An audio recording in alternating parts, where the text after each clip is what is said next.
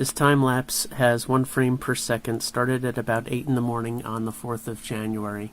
The blizzard was predicted to drop 10 to 16 inches of snow, and I'd say we got about a foot.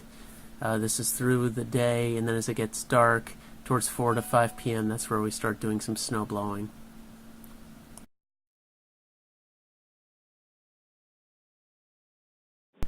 This is video from our front door where the snow is blowing, and it just shows the trees moving back and forth with the breeze, and a little bit of a thread off to the right there blowing in the breeze. The winds were up to 40 miles an hour during this time frame, and the snow was just drifting up nicely. This was around 1 o'clock in the afternoon.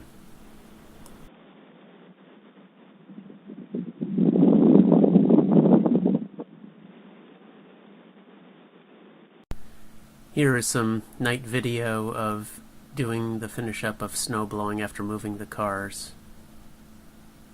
There's my son, who just loves watching the snow blower. He loves it.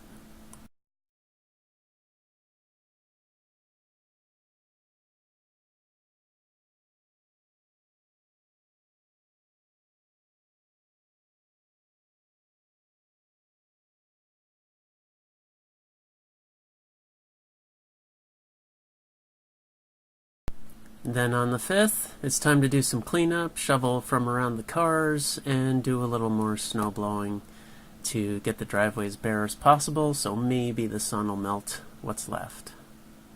But it is going to be so cold in the coming days, we don't want to have anything ice up.